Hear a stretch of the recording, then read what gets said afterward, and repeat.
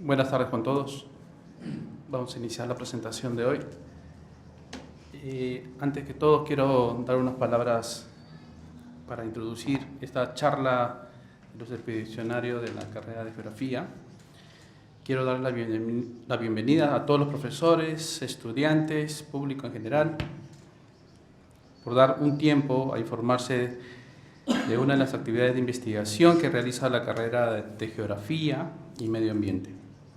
Hoy se presentan las experiencias de los 2 expedicionarios antárticos que tiene la carrera, quienes han podido estar in situ en la Antártida para realizar investigación a nivel profesional, aportando el conocimiento en temas de geofísica y cambio climático. El primer ponente es Carlos Tavares, profesor de la carrera de Geografía y Medio Ambiente, especialista en estudio de procesos erosivos en la costa, también en estudios de los suelos, humedales costeros, entre otros temas asociados. Su experiencia en la Antártida se basó en una excursión llevada a cabo el año 2000 y 2002, donde realizaron tareas de monitoreo hidrológico y topográfico en suelo antártico. La segunda ponente es Lucía Moreno, egresada de la carrera de Geografía y Medio Ambiente, especialista en temas de riesgo, monitoreo de parámetros ambientales, de montaña y ahora en zonas antárticas. Su experiencia en la Antártida se basa en trabajos de medición de parámetros ambientales y en estudios respecto a la liberación de gases de efecto invernadero y en el tiempo que toman las precipitaciones en convertirse en parte de los glaciares. Ambos trabajos son muy importantes y emocionantes y no queda duda que no serán los únicos en la carrera de Geografía y Medio Ambiente. Doy pase a Ricardo Boll, que es el director de la carrera. Por favor, Ricardo. Muchas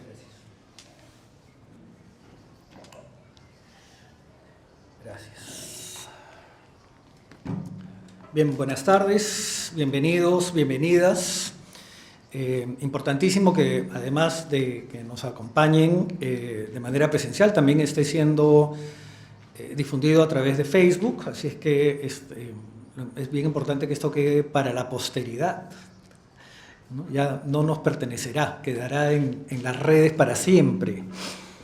Quiero agradecer públicamente primero al profesor Cristian Yarlequé por el gran esfuerzo y la generosidad que ha tenido con la carrera y específicamente al proponer que uno, o en este caso una, de nuestras egresadas pueda participar de un proyecto tan importante como este.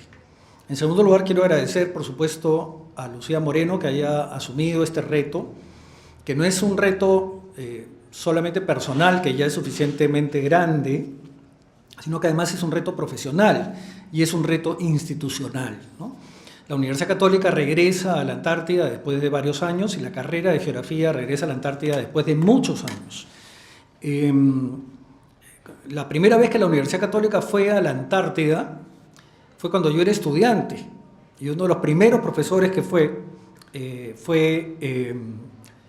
el profesor José Antonio del Busto, un historiador, para justamente registrar todas estas vicisitudes, ¿no? Casi a la antigua, ¿no? En un cuaderno de bitácora, haciendo toda una crónica de lo que fue.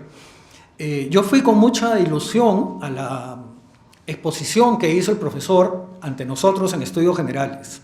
Fue una exposición muy divertida, nos hizo viajar con él, ¿no? Él era así, él contaba la historia como si él lo hubiera vivido. En este caso, de hecho, él estaba haciendo de cronista, él estaba narrando lo que vio, lo que sintió, lo que registró. Por eso también estamos haciendo este pequeño evento con Lucía, para que en este caso, aunque no sea historiadora, ella nos cuente lo que vivió, lo que hizo, lo que percibió, lo que espera también para la geografía. Pero este es un reto muy grande para geografía, porque esperamos que este primer reencuentro con la Antártida, que además debo decir que comenzó el profesor Tavares, por ahí, antes, el siglo pasado, antes del año 2000, y al que también fue con un estudiante, ¿no es cierto? También es importante justamente esta idea de traspasar estos conocimientos, estas metodologías, contagiar de esta pasión a las siguientes generaciones. Representa el hecho de que tengamos ahora nuevamente presencia, un reto múltiple. Primero, un reto institucional, porque esto implica tener nuevos vínculos, generar nuevos vínculos, construir nuevos vínculos, mantener nuevos vínculos con otras instituciones, ¿no? Antes era solamente el IMARPE, un poco la Marina, pero ahora tenemos muchas instituciones de investigación nacionales y extranjeras que están sumándose a lo largo de todos estos años y con los que seguramente hemos tenido contacto a través de Lucía. También es un reto profesional, porque además como geógrafos, lo primero que yo me preguntaría es ¿qué hago en la Antártida? Si solamente hay nieve, ¿no es cierto? Además hace un frío horrible, o sea, no sé si quiero salir de mi cuarto, ¿no? Pero claro, si solamente hay nieve, no veo nada, todo está debajo. Por supuesto, hoy día, gracias a toda la tecnología, a los radares, a las imágenes satélite, al muestreo, a la observación permanente que hay en la Antártida, podemos recoger información climática, de suelos, del comportamiento de los hielos, de las interacciones agua-suelo, de toda la parte climática. Y además es un reto muy importante para la humanidad, porque recordemos que tenemos un tratado antártico, oficialmente no podemos explotar la Antártida, pero en algún momento tendremos que pensar qué hacer con la Antártida, ¿no? Las necesidades de los seres humanos también crecen y tenemos que, antes de tomar una decisión, entender la Antártida. Y yo creo que los geógrafos también tenemos que aportar. Así es que les voy a dar la palabra a Carlos Tavares para que nos cuente un poquito cómo fue su experiencia, que comparta con todos nosotros. Y lamentablemente yo me voy a tener que retirar porque tenemos reunión de consejo. Así es que veré el video con los que nos vean en diferido. Muchísimas gracias y muchas gracias a las personas que nos acompañan. Felicitaciones a todos y nos vemos pronto.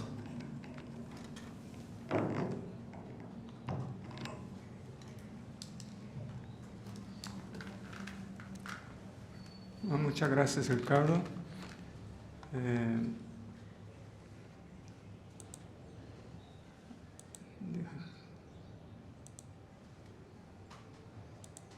Bueno, aquí tengo la presentación. Bueno, hace tiempo que he ido a la Antártida. Como ustedes pueden ver, yo estuve 3 veces durante el periodo 1999, 2000 y 2002. Y la idea era para seguir, pero lamentablemente no pude dar continuidad a los proyectos que realizaba allá. Yo lo que voy a hacer es un pequeño recuento de los proyectos que desarrollé en cada una de estas expediciones. Las expediciones antes, al principio, no es la primera, sino que la de 1999 fue la novena expedición peruana a la Antártida.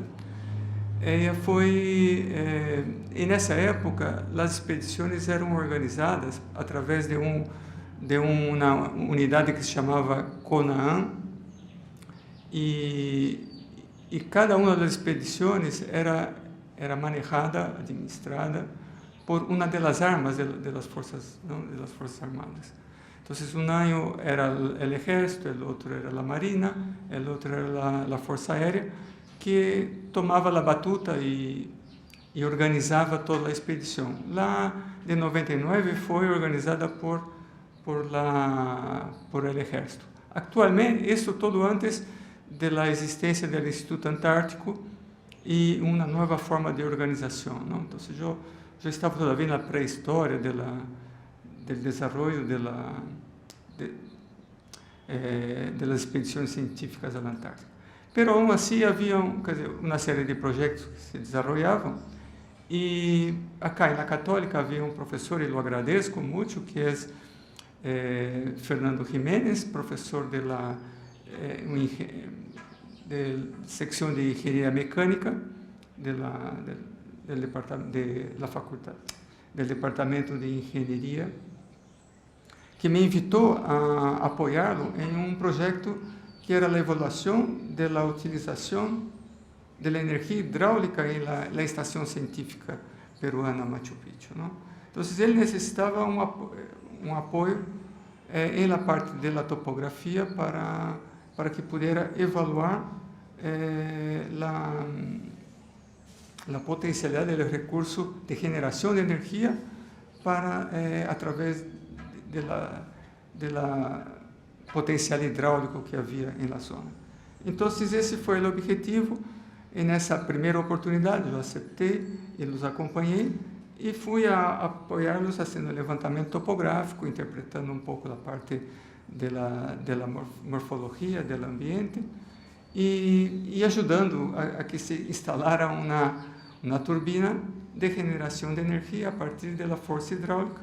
Aquí ese tubo en donde se captaba agua de un determinado sector del glaciar, en donde se derretía y formaba un canal. Se tomaba agua de ahí y se probaba a ver si la capacidad de producción de energía a través de esa turbina. Eso fue la primera, pero fue muy interesante eso, porque cuando se hizo el levantamiento topográfico, y en esa época trabajamos con Estación Total, y ustedes pueden ver lo rudimentario que está mi mapa aquí de 3D, hecho en Surfer, un software muy sencillo, pero muy eficiente en esa época para mostrar datos 3D, ¿no? Y entonces hemos podido ver, hacer un levantamiento topográfico de detalle en que quedó como que una información básica para un estudio que se realizó en la expedición siguiente, que fue la de 2000, en esa articulada por la Fuerza Aérea. Y entonces es interesante porque con la Fuerza Aérea, si bien con el ejército tuvimos que venir por el buque, ¿no? Humboldt, por la Fuerza Aérea nosotros cruzamos de Chile hasta la península antártica usando un Hércules y aterrizando en la estación chilena de esta zona, la estación Frei. Entonces, la isla Rey Jorge, en donde está la estación peruana, está también como otras quizás 14 o 15 estaciones, y existe una interacción bastante grande entre las estaciones de los diferentes países ahí. La idea de ese estudio era justamente a partir del estudio inicial que habíamos hecho para describir y entender el comportamiento hidrológico de esta zona. A mí me interesó más saber justamente de un año para otro qué tipo de cambio podría haber en la morfología. Y fue lo que hemos tratado de hacer. Como habíamos un levantamiento previo topográfico, yo repetí ese mismo levantamiento topográfico y comparé los dos momentos de la topografía, ¿no? Aquí es simplemente ubicando, es un mapa de ubicación. Yo voy a seguir adelante, muestro aquí una vista aérea de lo que es la estación peruana. Ustedes pueden ver aquí está la estructura peruana del año 2000, ahora está un poco diferente. Ese es el glaciar cercano que está cercano a la estación, que es el glaciar Lange. Aquí no se nota, pero hay una topografía, una morrena que separa la estación peruana justamente de la zona en donde fluye un riachuelo, producto de la fusión del glaciar, y aquí en la parte baja una pequeña laguna que siempre se ha mantenido en los veranos que he ido, ¿no? Para hacer esos levantamientos yo tenía llevé una serie de equipos. Hemos acá usado Estación Total para la topografía, usado una canaleta tipo Partial para medir el caudal. Esse caudal foi medido usando um sistema de ultrassonido que media o nível del agua e a partir de aí esse mesmo equipo calculava a velocidade de flujo e conhecendo as dimensões do canal se determinava facilmente o caudal e de forma instantânea, não? Paralelo a isso se media a temperatura, informação, e também se hacían lecturas de caudales, de velocidade de flujo e depois aí caudales em estações diferentes ao longo do riachuelo. Vocês podem ter uma noção aqui del agua que fluía, el riachuelo que se formaba por el derretimiento del glaciar y la cantidad de agua que eran litros por segundo, no era una cantidad muy grande, ¿no? Pero aquí más detalles sobre la salida del flujo de este riachuelo desde un glaciar, la colección, la captación del agua que bajaba por ese flujo para pasar por el canaleta y la laguna que se formaba a la parte baja, a la salida del riachuelo y previo a la entrada al contacto con el océano, ¿no? La topografía es realizada, nosotros de toda esta topografía, nosotros analizamos este sector más en contacto con el glaciar y la salida del glaciar. Y aquí ustedes pueden notar la comparación de los dos momentos, ¿no? En 99, el riachuelo pasaba por este canal cauce y en el año siguiente él rompió y profundizó construyendo un nuevo cauce. Todo aquí es glaciar y la línea azul es el trazado del riachuelo. Entonces él estaba más pegado a la morrena y al año siguiente ele se desplazou mais pegado ao glaciar, em que ele vai ajudando a erosão e aqui o glaciar vai retrocedendo pouco a pouco. E nesse riachuelo e no canaleta partial hemos hecho a medição del comportamiento hidrológico, ¿no? Que es el flujo en litros por segundo, el caudal en litros por segundo, y también la temperatura, que es la línea más oscura, ¿no? Perdón. Y la línea más clara es el flujo. Lo que aquí se observa en este gráfico es que había un desfase, ¿no? De información entre la temperatura y el momento en que aumentaba o disminuía el caudal, pero la relación no era muy buena. Y también hemos hecho mediciones de flujos, ¿no? Aislados a lo largo del cauce y comparado con la temperatura también, en donde la correlación fue algo en torno de 70%, ¿no? Pero tampoco eran datos suficientes para hacer un análisis más profundo. Antes de eso, quiero decir que ese era un estudio muy interesante porque había pocos estudios sobre flujos, sobre riachuelos o sobre canales, ¿no? En la Antártida. En la estación, en esa época, la estación McMurdo de Estados Unidos era el que tenía algunos datos de flujos y para la estación, para el sector de donde estaba la estación, pero no había datos de cómo se comportaban estos flujos, ¿no? Porque se espera que durante la primavera, más o menos, ya se vaya produciendo un derretimiento del glaciar y una formación de un riachuelo. Y durante el invierno, ese riachuelo se cesaría por total congelación del agua. Eso no sabíamos, ¿no? Cómo era el régimen de este riachuelo o de los riachuelos de la Antártida. Y eso es lo que buscábamos, tratar de entender cómo funcionaba. Lamentablemente no hemos podido dar continuidad a ese proyecto por decisión del Consejo de Estudios Antárticos en aquel momento.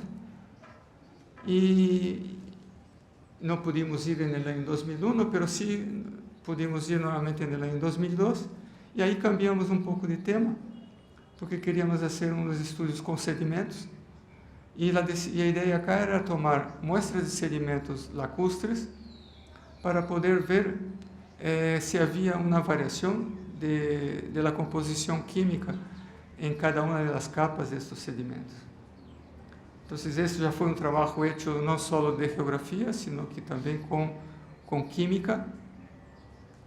E destes trabalhos, hemos hecho 2 estações onde se ha tomado sedimentos, em esse pequeno lago e o outro em uma depressão detrás da estação peruana. Aqui detrás da estação peruana era uma depressão que se inunda eventualmente, né, em períodos de lluvia, e a laguna que vocês já han visto previamente. Né? Então, tomamos muestras, as muestras se tomavam núcleos de sedimentos, e desses núcleos de sedimentos se cortavam, não? Como aqui a foto não saiu muito boa, mas a partir desses núcleos de sedimentos, nesse caso aí de 20 centímetros, se cortava essa muestra em troços de a cada 1 centímetro, e cada um destes longitas se analisava, não quimicamente. A ideia era, además, datá-lo com radioisótopos de curto período, tipo césio, não? Pero nunca hemos logrado esse análise. O que se hacía era, então, tomava essa muestra que tive que meter-me al agua para poder sacar o testigo, ¿no? Que não saía. E posteriormente isso foi analisado. Cada um destes discos de sedimentos foram analisados sobre sua composição de metais, principalmente, pero também se analisou a umidade, o pH, o tamanho, a textura, não? E o contenido de matéria orgânica. Se hizo então um estudo bastante detalhado da presença de metais.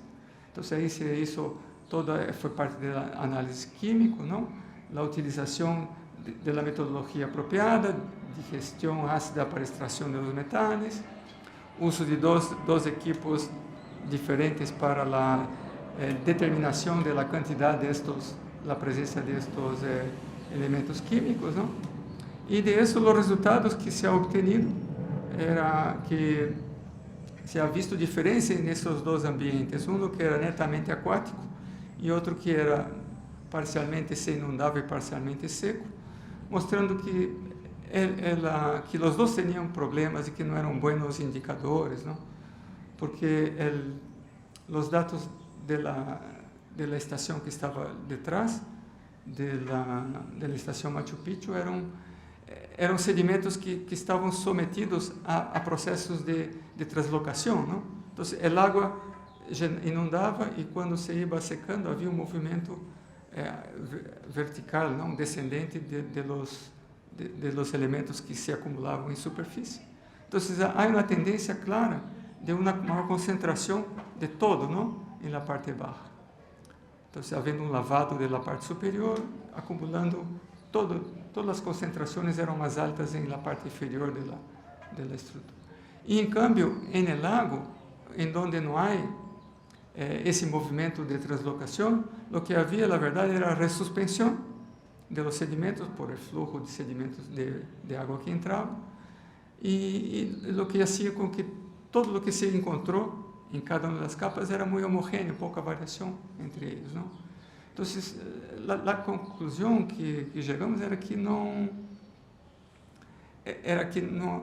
os pontos de muestreo não eram os mais adequados, não? Mas foi interessante de toda maneira para conhecer os mecanismos que atuavam e a qualidade do muestreo.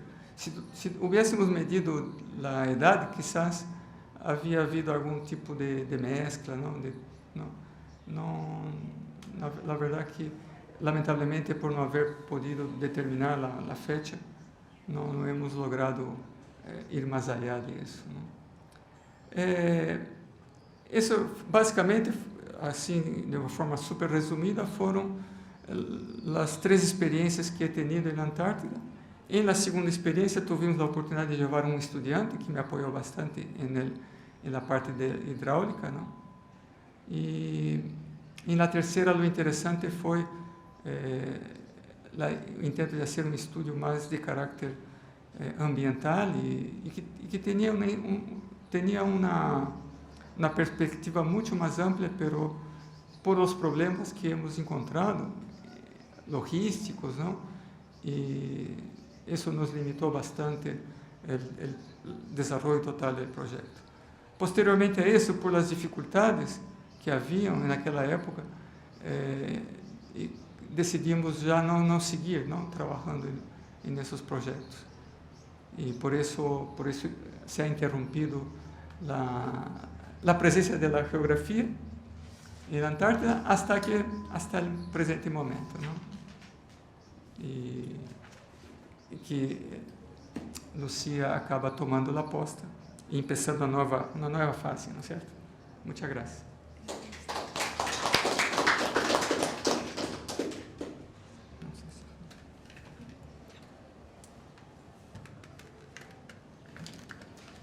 Gracias. ¿Es una foto actual o de ese tiempo? De foto de 1999, no recuerdo.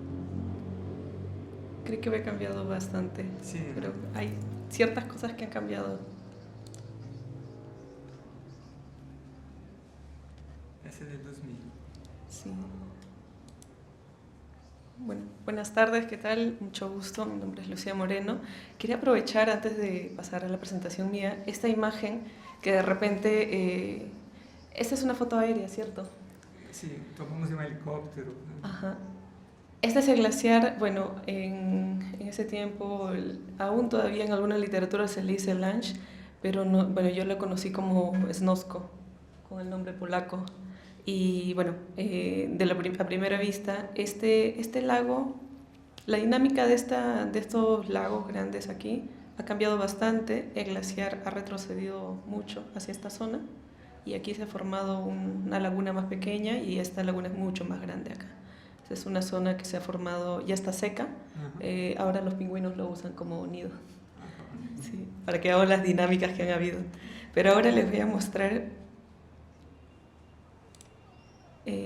bueno, desde mi experiencia, que ha sido hace realmente poco. Bueno, para comenzar, comentarles que esta expedición o esta participación en la expedición yo no la hice sola, lo hice con un equipo de investigación detrás, del cual el doctor Cristian forma parte también, y lo componen 3 instituciones ahora mismo, que son el Instituto Peruano de Energía Nuclear, el IPEN, el INAIGEM, el Instituto Nacional de Investigación en Glaciares y Ecosistemas de Montaña, y recientemente la Universidad Católica. El proyecto, bueno, el nombre grande es la caracterización del ecosistema glaciar austral en los Andes y la Antártida utilizando trazadores radiactivos de tritio y radón para la evaluación del cambio climático. Resumido, Antarandes. Voy a compartirles un poco de la experiencia y justamente esta es una foto tomada desde la morrena que divide la zona de la estación, y hacia acá, hacia esta zona baja, es la parte del glaciar. El objetivo principal de la campaña fue hacer la colecta de muestras y toma de datos para la medición de tritio y radón en la estación científica y en los alrededores, además de el glaciar Snosko. Como parte del proyecto fuimos yo y el ingeniero Ernesto Buitrón, que es también coinvestigador del proyecto. Pero pensemos un poco en por qué la Antártida. Generalmente nosotros tenemos una idea de que Antártida tiene cierta relevancia, pensamos, como decía Ricardo, es un lugar lleno de nieve, y quizás eso sea uno de los mitos más grandes que tenemos no solo en la geografía, sino en el mundo, de que toda la Antártida es perdón, no había pensado que íbamos a vernos así, espero puedan revisarlo, si no se lo leo. Antártida no todo el tiempo, no toda la Antártida y no todo el tiempo está cubierta de nieve. Y eso es lo importante, que hay zonas de los bordes, zonas de las islas, por ejemplo estas de acá, que son las islas Shetland del sur, por ejemplo, los archipiélagos en esta zona. Los bordes generalmente no están del todo cubiertos durante todo el año, la península antártica tampoco, y muchas zonas de los bordes del continente no lo están. Y eso es muy importante porque esas zonas no cubiertas durante ciertos periodos del año permiten que haya una dinámica en la flora y parte de la fauna también antártica. Y más allá de eso, una de las grandes importancias que tiene Antártida es que regula nuestro sistema oceánico y atmosférico a nivel planetario. O sea, es básicamente lo que regula el que nosotros podamos tener una temperatura con una variación diurna no tan amplia, o sea, que podamos ponernos una chompa y estar tranquilos si es que hace un poquito de frío, o sea, no tener unas variaciones de temperaturas muy grandes, por ejemplo. Además, tiene la reserva más grande de agua dulce del planeta y tiene la capa de hielo sobre continente más grande después de Groenlandia. Y uno de los posibles impactos que podría tener si se derrite este hielo a causa de cambio climático u otros motivos es que los niveles del mar puedan subir dramáticamente por la cantidad de hielo que hay. A diferencia del Polo Norte, donde el hielo es agua marina, en este caso en la Antártida no, es agua dulce sobre continente. Y bueno, otro de los motivos, solamente por mencionar 3, es que es el área de mayor reflexión de la radiación solar, lo que también se relaciona con el primer motivo, que ayuda a regular la atmósfera y los océanos. Pero ¿cómo nos impacta directamente en el día a día, quizás en el Perú? Para poner 2 ejemplos. Hace poco, en marzo, entró el primer friaje hacia la selva peruana. ¿De dónde vienen estos friajes? Son masas de aire frío que provienen desde esta misma zona. Y otro de los efectos que nos afectan, bueno, que nos influyen bastante, la corriente de Humboldt. Nosotros en Perú, junto a otras zonas, tenemos un fenómeno de afloramiento costero que permite que dentro de uno de los beneficios tengamos una gran cantidad de anchoveta, por ejemplo, al frente de nuestras costas, que es uno de los principales ingresos que tiene el país. Y las corrientes antárticas que circundan la Antártida influyen en que la corriente de Humboldt ingrese y afecte nuestras costas. En ese sentido, ¿por qué Antarandes trabaja en Antártida? En principio, lo que se quiere, o sea, como un objetivo a gran distancia, o digamos que nos guía, es medir simplemente los impactos del cambio climático que tiene en el sistema criosférico y periglaciar en la zona. ¿Cómo se hacen? A través de dos estudios que se quieren hacer y un estudio complementario que justamente vimos la oportunidad de realizarlo en esta campaña, que luego les comentaremos. Primero, la caracterización de la zona periglaciar a través de las mediciones del flujo de radón. El radón es un gas que está presente en todo el planeta, en mayor o menor medida. Entonces, en los últimos 30 años se ha venido investigando cómo se puede utilizar este gas para poder utilizarlo como un trazador de las condiciones ambientales, ya que es un gas como tal, porque se comporta como un gas, puede estar asociado se le puede relacionar con los gases de efecto invernadero, el por qué es afectado por las variables climáticas y atmosféricas, puede funcionar muy bien como un indicador, como un trazador. Entonces, nosotros estamos tratando de investigar eso también. Por otro lado, el tritio sobre los glaciares, estamos buscando hacer una cuantificación del tritio que precipita o que llega a los glaciares a través de la precipitación y que se queda ahí y al combinarse la nieve, el hielo y convertirse entonces en hielo, puede almacenarse, digamos, y luego se puede medir y se pueden utilizar para ajustar los modelos glacioclimáticos que tenemos no solamente en Perú o a nivel de glaciología, sino hay estudios en todo el planeta. Esto con el fin último de evaluar una teleconexión entre la criosfera y la atmósfera con los Andes. ¿Por qué? Porque lo que está haciendo en Antártida también lo venimos trabajando en Andes. Entonces, esto con el objetivo de alguna manera poder ver si se pueden predecir fenómenos como el fenómeno del Niño, por ejemplo. Todo ello con el fin de comprender los impactos que tiene el cambio climático no solamente en la Antártida, sino también en los Andes, y que podrían permitirnos tomar decisiones para medidas de adaptación, además de que le permiten al país tener más cartas al momento de negociar en cada COP que va, por ejemplo. El área de estudio es, la ensenada Maquelar, la bahía Almirantazgo, la isla Rey Jorge, la misma donde fue el doctor Tavares. Este es un mapa de unos colegas que hicieron muestreo de fitoplancton, pero sirve mucho para ubicarnos. Esta es Antártida, nosotros estamos frente a la península antártica. Esta es la península antártica y al frente están las Shetland del sur y la isla más grande es la isla Rey Jorge. La isla Rey Jorge, que para mí tiene una forma rara, como parece un oso hormiguero. Y esta es la Bahía Almirantazgo. La entrada del buque es por acá, luego lo voy a mostrar. Y esta es nuestra área de estudio, esta principalmente.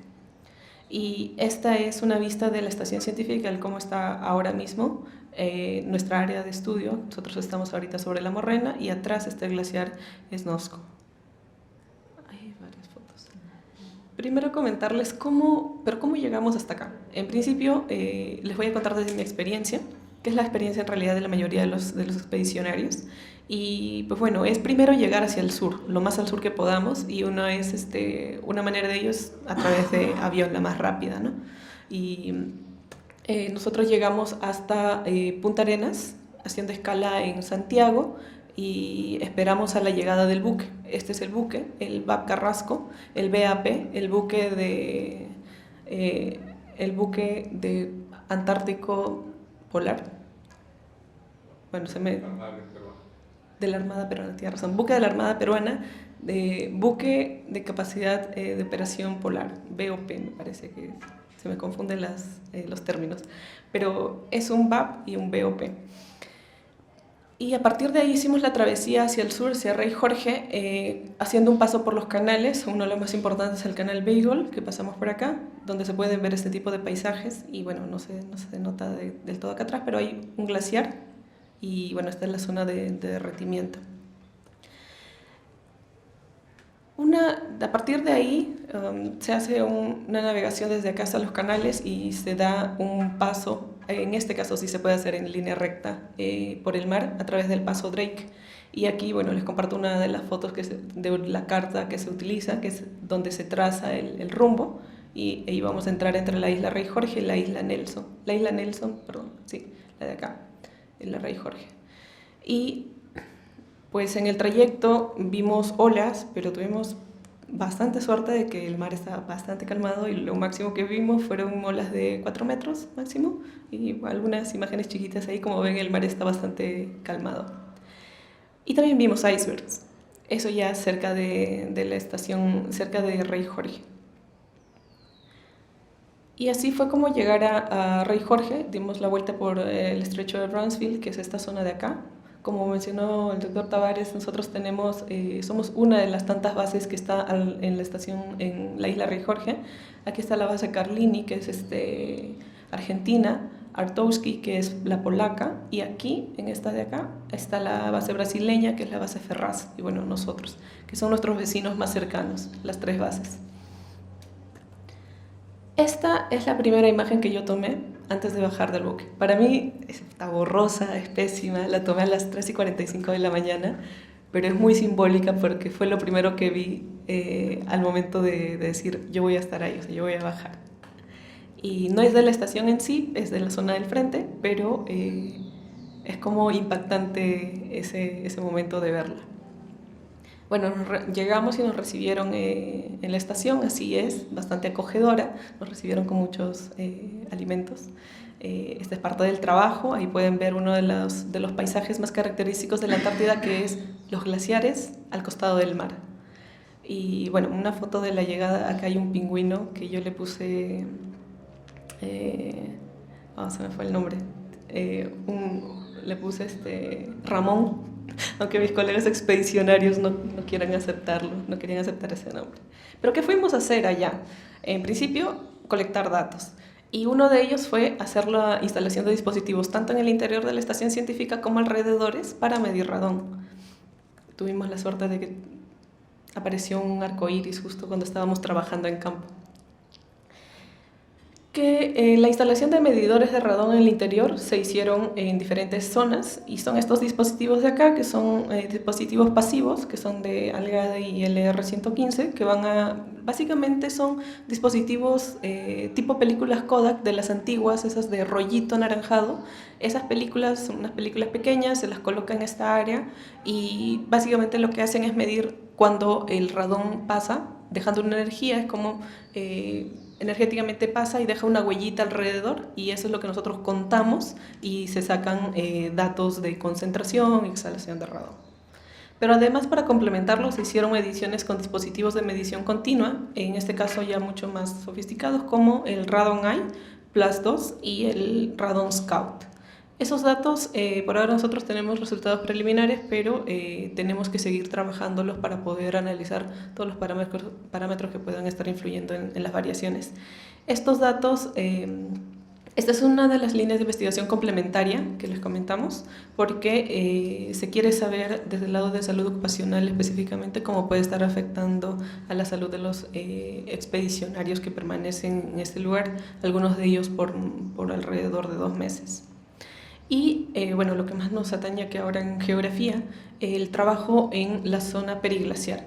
En este caso se instalaron 10 puntos de medición y en toda la zona. Esta es una fotografía de Google Earth del 2015-2018 me parece.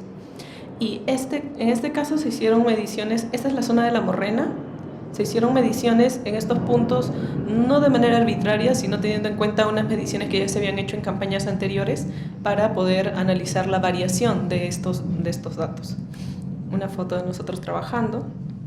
También se hizo una campaña para mostrar para colectar datos de hielo, nieve, neviza y las variables ambientales. Aquí podemos ver a nuestro colega Ernesto dándolo todo por obtener la muestra de hielo. Y también tomamos datos de escorrentía superficial sobre el glaciar y bueno, de la nieve que recién había caído en la parte más alta del glaciar. Este es un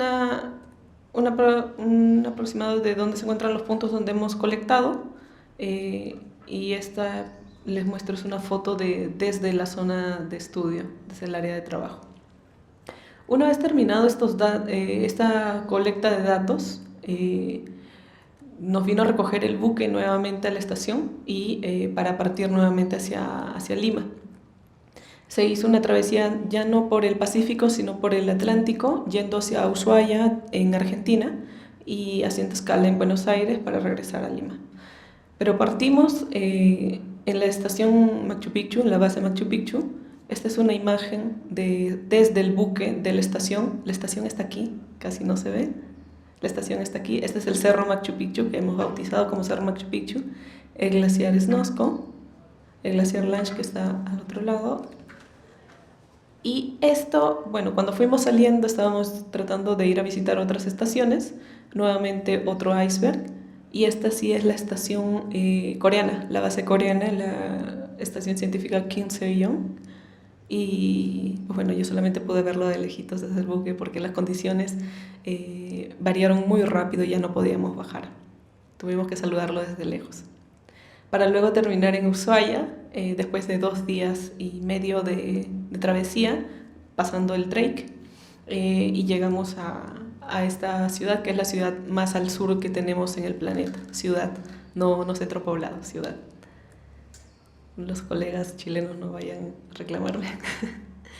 Luego, esa es parte del trabajo a nivel profesional, a nivel de colecta de datos, que a nosotros, todos esos datos que hemos colectado ahora nos van a servir para trabajarlo en los laboratorios de IPEN, procesarlos, analizarlos y debatirlos en el equipo para poder generar investigación, generar documentos técnicos y científicos. Pero el otro lado es también la experiencia de trabajo. Y la experiencia que no solamente te da a nivel profesional, a nivel técnico, a nivel personal, sino la experiencia que te da, la experiencia de vida, mejor dicho. Porque en el mundo son pocas las personas que van a las expediciones antárticas como tal, a las expediciones científicas. Una de las cosas que yo resalto es que, no sé si, bueno, como geógrafos quizás entendamos esto, que muchas veces los territorios para nosotros son como pequeños laboratorios y Antártida como tal y la estación científica en sí para mí fue como estar en un pequeño laboratorio porque teníamos el área donde dormías, la estación, teníamos nuestra área de estudio que estaba 20 minutos caminando o 10 minutos podías trabajar ahí y además había laboratorios donde tú podías analizar tus datos, ir trabajándolos, procesándolos, almacenándolos. Entonces fue como un mini laboratorio único, increíble, y esa experiencia es algo que me gustaría transmitirles a ustedes como estudiantes de geografía o geógrafos que recién están egresando. Hay una experiencia con los colegas a nivel internacional y una experiencia a nivel de que generas amigos, conoces gente nueva, conoces otras perspectivas y te das cuenta que es una manera distinta de hacer ciencia, de mirar la academia, de mirar también, de mirarte como país. Y pues obviamente es una experiencia de vida que se va a quedar ahí para siempre. Y pues nada, quería agradecer mucho al equipo de Antarandes y pues sin todo el respaldo que se ha venido haciendo detrás de esta expedición no podríamos haber logrado el trabajo que se hizo. Muchas gracias, quedo atenta a las preguntas.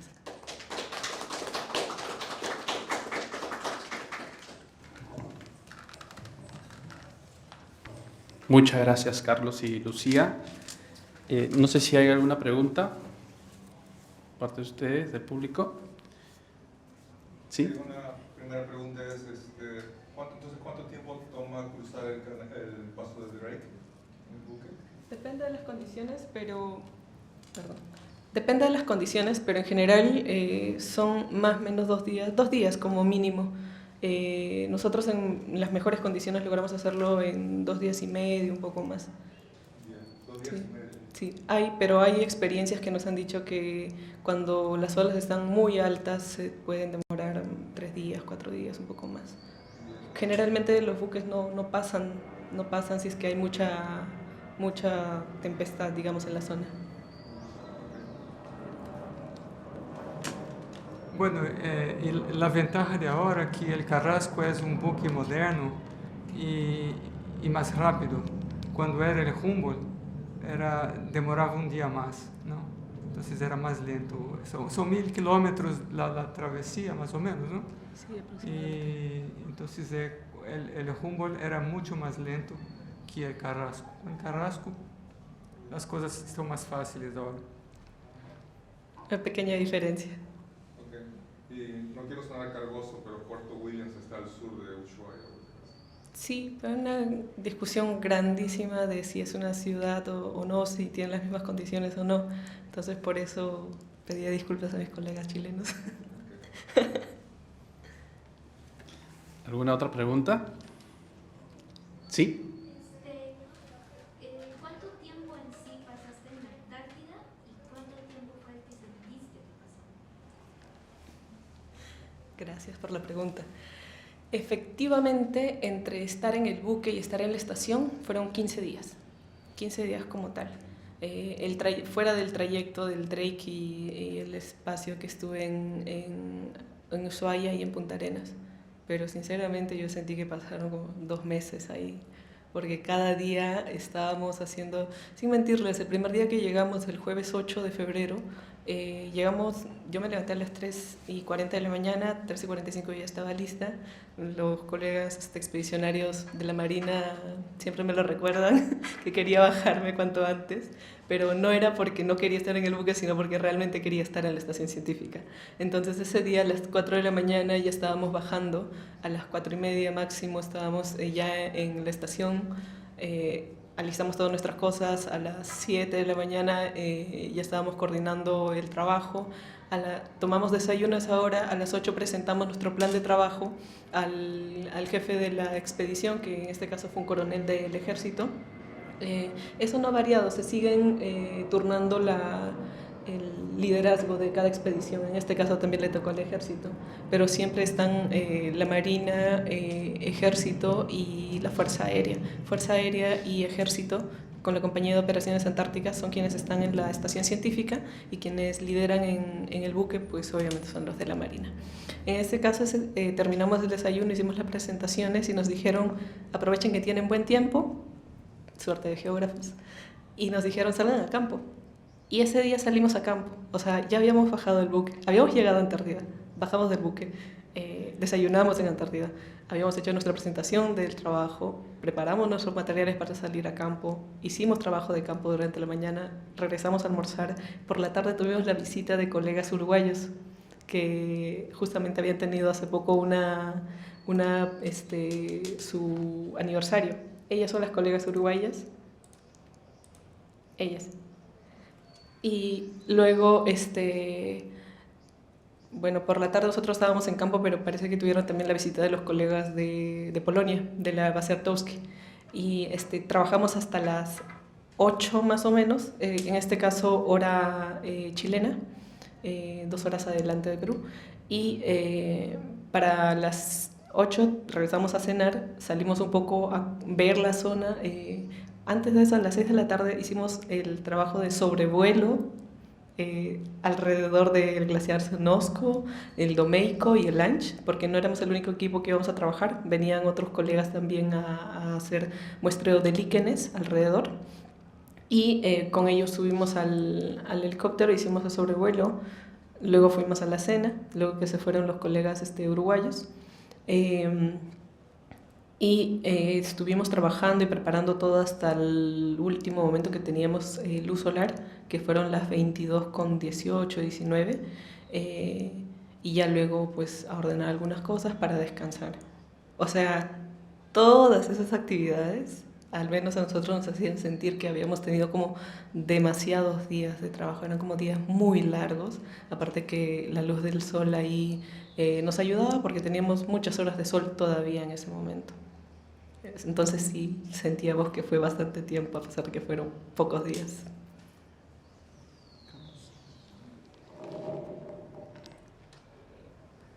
Pero havia dias em que veio uma tormenta, então na época que eu fui, o comedor estava separado dessa parte principal, de onde estavam os dormitórios, não? Então, nós teríamos que sair do edifício dos dormitórios e caminhar como que uns 80 metros para chegar até o comedor.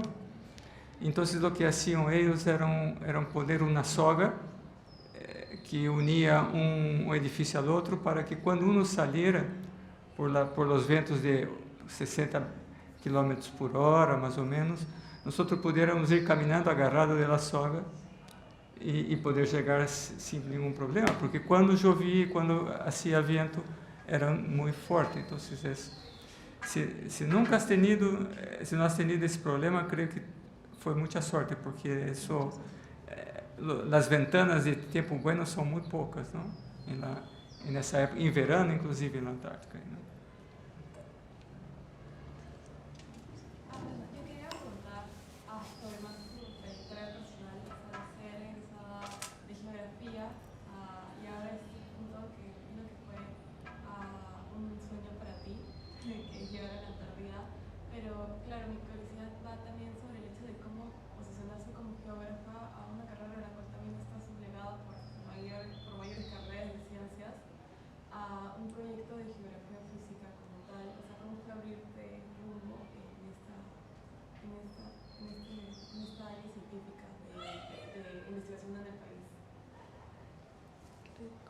¿No? En principio, gracias al doctor Cristian, en verdad, porque él con el ingeniero Martínez ya venían conversando en la manera de cooperar entre instituciones, porque si mal no recuerdo usted estaba dentro del INAIGEM en ese momento, entonces buscaban la manera de cooperar entre instituciones de investigación nacional, y una de las maneras era innovar con este tipo de temas, por ejemplo, y el doctor Cristian, al ser profesor acá, buscó que estudiantes o egresados de la carrera de geografía puedan participar de estos proyectos porque estaba relacionado a los temas de glaciares, geomorfología periglaciar. Entonces nosotros el tener la gran ventaja que tenemos desde la geografía es esta visión espacial del territorio y a nivel en diferentes dimensiones, ¿no? En dimensión espacial, pero también en dimensión temporal, que podemos ver los cambios en el territorio.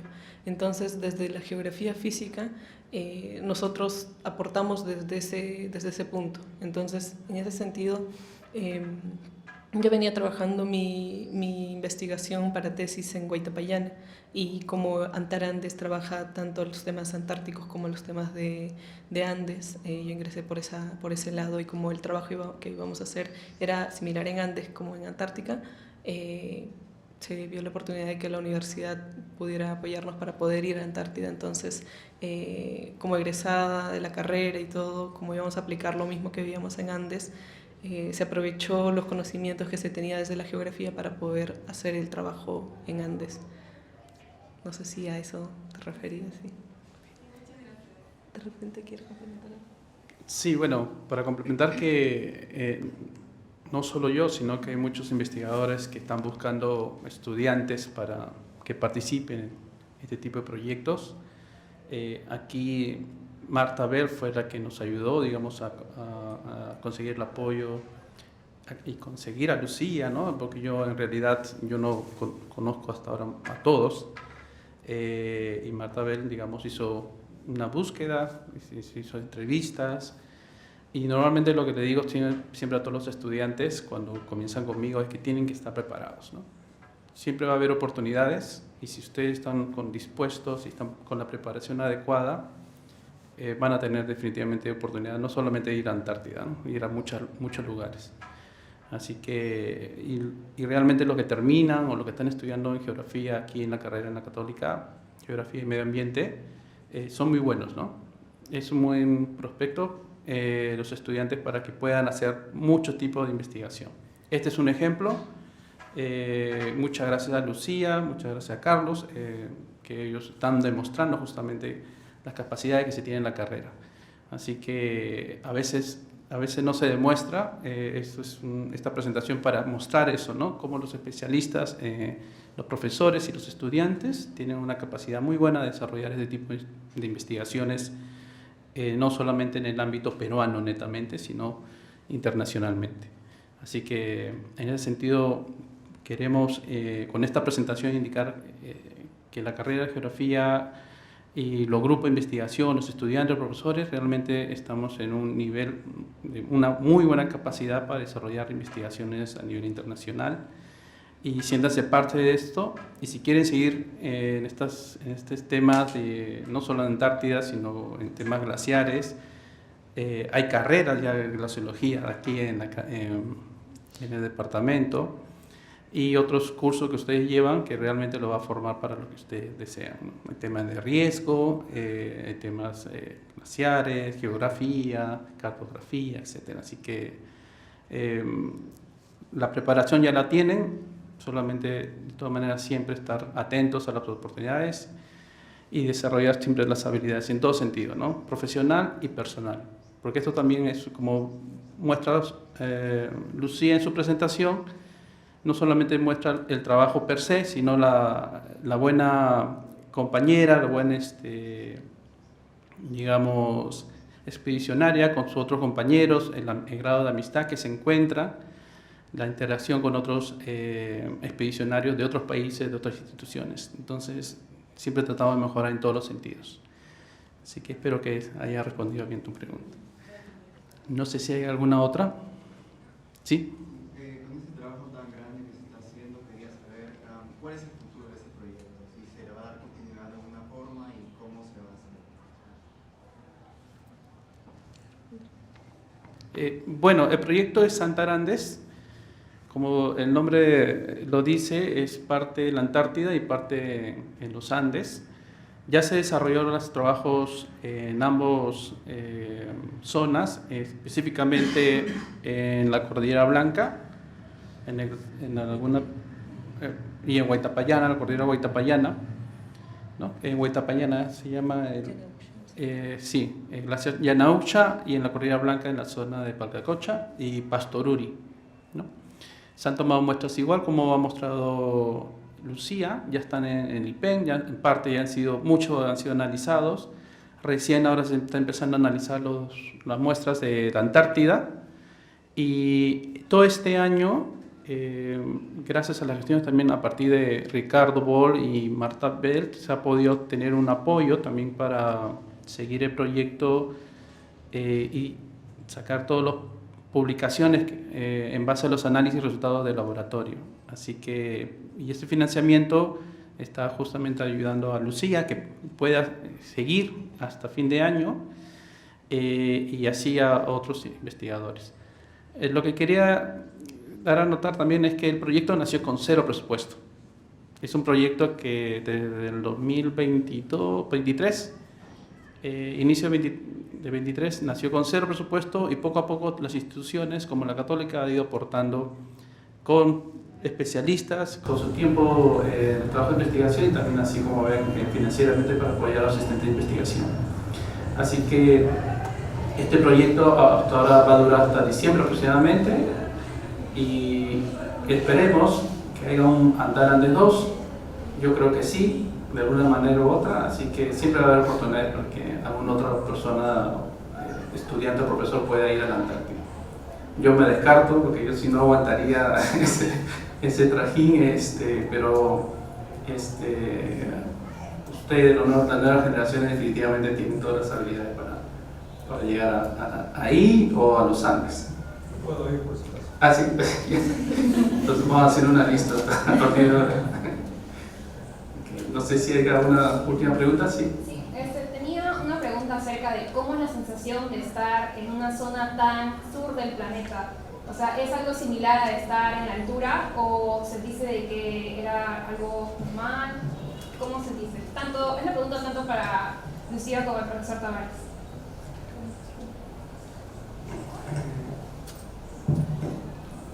Yo creo que, bueno, yo estaba feliz allá porque a nivel del mar, ¿no? Entonces a nivel del mar no hay el problema de la altura, ¿no? Y el único problema era el clima, ¿no? En verano la sensación térmica es muy buena. Si no hay viento, tenemos temperaturas de 0, 1, hasta 5 grados puede llegar en un día muy asoleado, ¿no? Pero a medida que empieza a correr el viento, la temperatura baja, la lluvia, y eso hace con que la sensación térmica sea baja y también es difícil de poder inclusive trabajar, ¿no? Cuando hay tormenta, nos escondíamos, ¿no? Estábamos dentro de la estación esperando que mejorara y la tormenta podía durar 3 días, ¿no? Entonces hubo una situación en que yo me quedé 3 días en la estación esperando para salir a trabajar, ¿no? Y cuando fui, los equipos estaban un poco movidos, ¿no? Entonces pero la sensación era muy cómodo trabajar en días normales, ¿no? Sí, en realidad nosotros lo máximo que registramos sobre el glaciar, por ejemplo, cuando estuvimos haciendo trabajos, fueron 2 grados con el Kestrel, pero generalmente las temperaturas estaban en 0, -1, 1, pero la mayoría en 0. No había sol noche, por si lo preguntaban, porque estamos a nivel del mar. En este caso estábamos trabajando a nivel del mar. Hay ciertas zonas del continente antártico que sí están por encima de los 3.000 metros, ¿no? Pero eso ya es un poco, mucho más difícil llegar a trabajar ahí. Y en el caso de la incomodidad que sea para trabajar, recuerdo con el doctor Tavares, es cuando hay climas o tiempos difíciles, porque nosotros sí tuvimos un día donde el viento y la lluvia no nos dejó trabajar casi toda la mañana. Nos dijeron días antes que iban a haber solamente pequeñas ventanas de oportunidad por horas para trabajar. El viento ahí no es como acá que pasa una brisa o de repente se siente un poco húmedo. Allá ese viento viene de arriba, viene del costado, viene del otro lado, viene de todas partes, porque igual estamos en una zona, si recuerdan el mapa, estamos en la península, estamos en una zona donde todos los vientos que giran alrededor de la Antártida chocan. Entonces ahí los vientos son bastante fuertes y si ven acá, los vientos vienen desde esta zona y hacen como un puente aquí y llegan hacia esta área y hay bastante movimiento ahí. Y hubo un día, fue un miércoles, que el viento, fue un miércoles 14 me parece, o antes, que el viento venía, literal, está como paralelo al suelo y venía con llovizna, con mucho viento, y a veces, como te dice el doctor, tenías que salir agarrándote de ciertas cosas porque no podías permanecer mucho tiempo en pie, y como el viento es frío, te daña en la piel, ¿no? Y tienes por eso que tratar de estar siempre protegido. Y algo que de repente olvidé mencionar, y no es que haya tenido, o sea, sí tuvimos bastante suerte, pero justo cuando nosotros llegamos ya habían pasado 2 días, creo, de que había habido una tormenta. justamente había habido una tormenta y estuvieron casi como una semana sin poder salir. Y en este caso, por eso nosotros tuvimos demasiada suerte en los días que estuvimos trabajando ahí.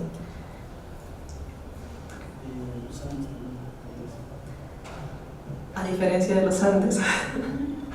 Bueno, mi área de estudio es Huaytapallana, pero también hemos ido a hacer trabajos de muestreo en Palcacocha. Mi colega Fiorella Fernández, que es tesista de la UNI, ella ha ido a hacer muestreos en Palcacocha, en Pastoruri, y ella me contaba que no tenía muchos problemas de ir a trabajar allá. Nosotros estamos habituados como geógrafos a salir a cada rato a campo. Pero Huaytapallana es otro tema, porque al principio, o sea, yo creí que con las condiciones físicas que tenía podía trabajar en campo sin ningún problema, pero hay tramos en los que tienes que subir. Hay un tramo específico que tienes que subir como 700 metros de altura, en una distancia de 1 kilómetro más o menos, que para mí era terrible. Yo casi llegaba arañando el suelo la primera vez y son horas que tienes que caminar para llegar hasta el área de estudio, y ahí sí se siente la altura, porque conforme vas subiendo sientes que cada vez el aire se va haciendo más liviano porque te falta un poquito más, tienes que ir adaptándote y